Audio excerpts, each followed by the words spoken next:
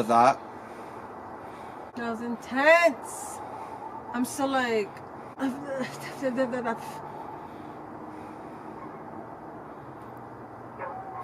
It was a lot. And like kind of more that happened in the actual fucking movie. It was a lot in a little bit.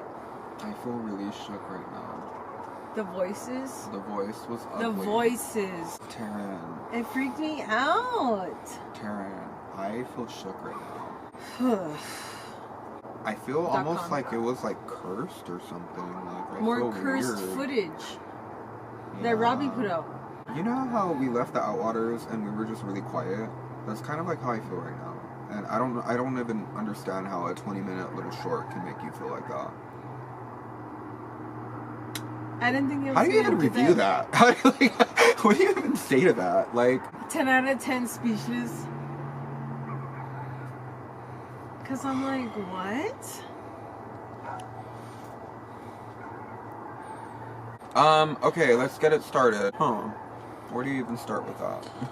Hello everyone and welcome back to Horror Queen Film Reviews. I am your host, Miss Taint, and we have with us Tarantino. We just finished watching the Outwaters file VL-624. It's kind of crazy that a short 20-minute situation can make you feel that. It was only 20 minutes? It was only 20 minutes. What a fucking mindfuck compared to Card Zero. Card Zero, we were all like still on Earth. Right now, we just got taken to the fucking hell. That's what it felt like. The hell realm. The hell realm, right? It did. Past purgatory. Past purgatory into the depths of hell. It was a lot of cursed imagery. It's like you fucked up going in the desert. The what? Like they fucked up. It answered some questions for me, yes. I'm still left with wanting to know more of the Outwaters world. Right. It was honestly very shocking to me seeing it all. Like, it almost seemed like we saw the Outwaters within 20 minutes. Even though it was short, there was so much to process. Mm-hmm. I'm still trying to process what I saw. Eyes and ears, actually, with the voices. But it was a treat. Yeah. Definitely. In the full-length film... Yes, there is only one part where the voice shows itself towards the end, right? And it says, "Show them." No. But now you hear it talking even more. Did it sound the same like that? Yeah, that's the same voice. This one was more clear. That's why it made more creepy. Is it like a demon? Is it the just devil? It was once. That's what it was once. All it was just show them.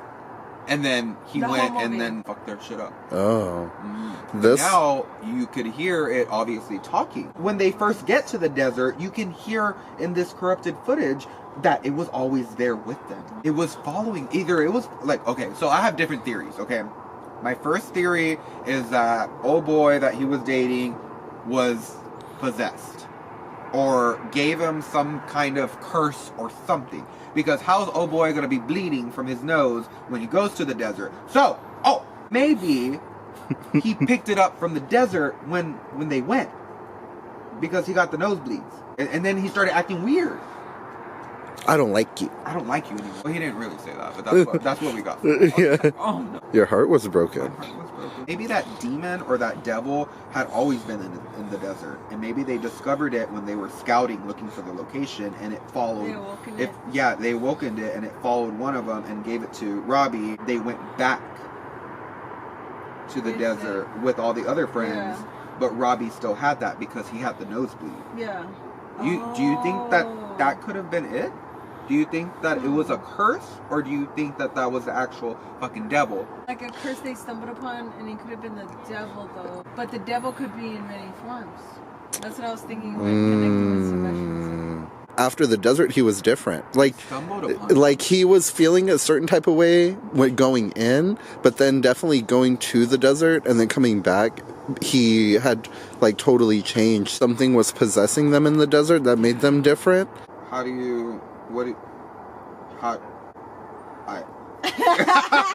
the end of Card Zero, he has a nosebleed. He was looking at the nosebleed. He almost like he was looking at himself with a sense of pride, like if he was possessed already. He was just like kind of just like watching it drip. Yeah, he was kind of like acting weird about it. When it starts showing the corrupted clips of the two friends. Mm-hmm.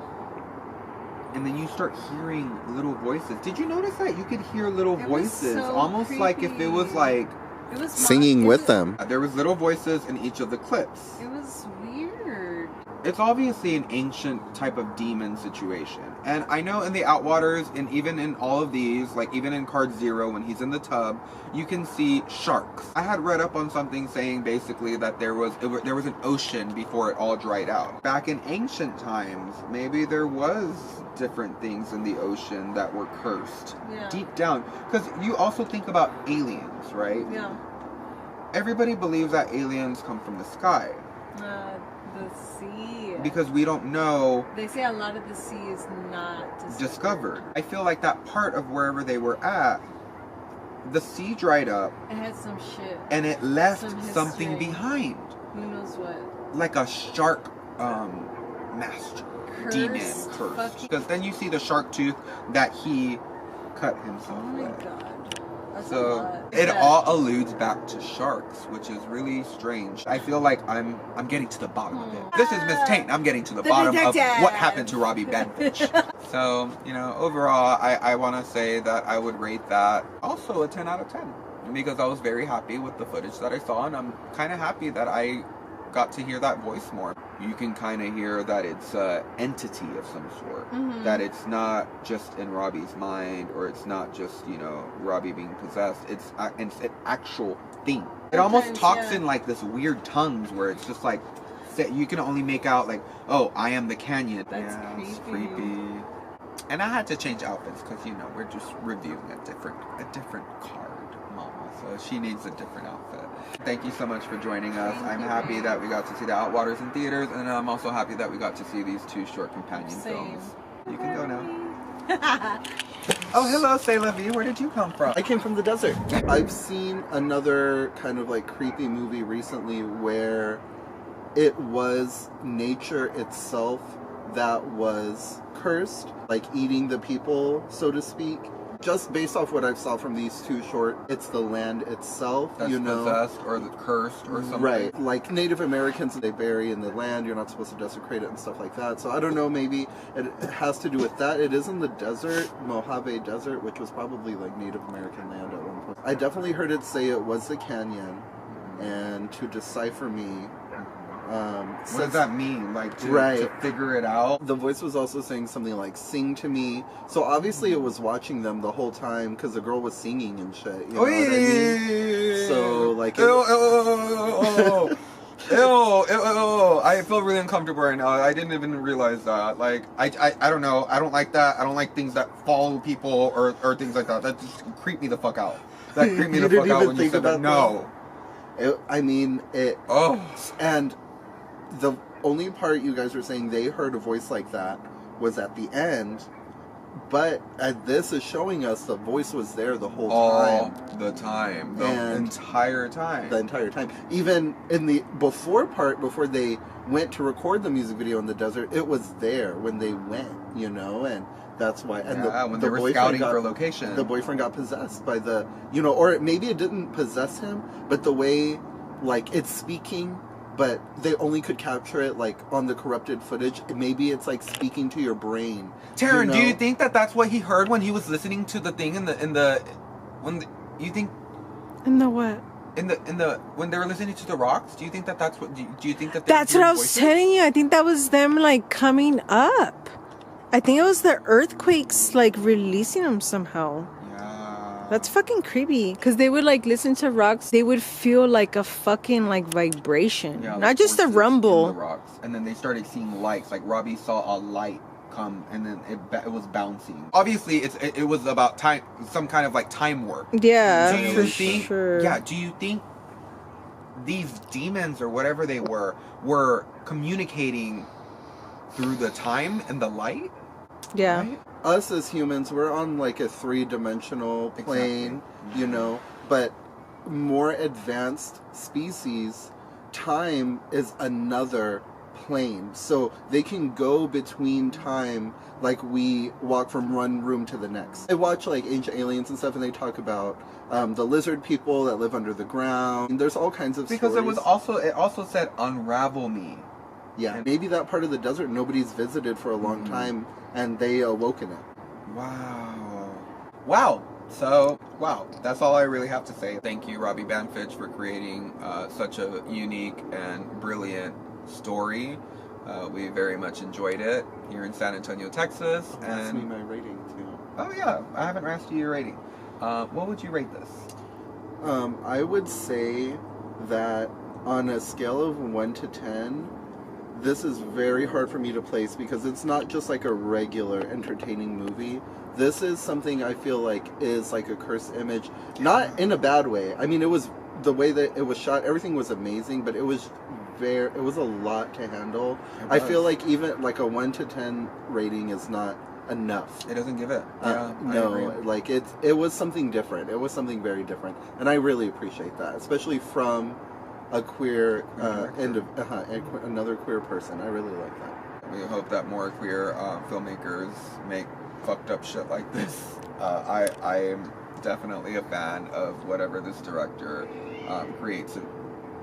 Whatever this director creates in the future, we're obviously going to go see it. Even if it's not in our town, we are going to drive to go see it.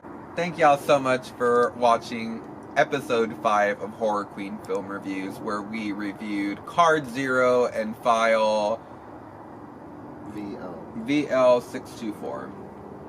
My name is Miss Taint, and I'm your host, and this is... I'm Sélah V. And we have... Taryn, Tino directing. Behind the camera. Thank y'all so much for watching, and I do have some very exciting news to share with y'all. I was contacted by Warner Brothers Pictures to review the new Evil Dead Rise movie that is coming out in theaters on April 21st, which is also my birthday, so it's an early birthday present. I get to see the film early at an early advanced screening, and they also want me to do a Horror Queen film review on the Evil Dead Rise, so I am very much looking forward to that, and I am looking forward to the future endeavors that Horror Queen film reviews takes, because I know we're going to start scouting out haunted locations and, you know, kind of just doing documentation on such. That's where we're going. We're gonna find ourselves in a modern day horror film. So yeah, I know, and you're gonna be one of the guests. Yeah, we're gonna be the Outwaters girl. Thank y'all so much for watching, and as always, rot in hell, fuckers.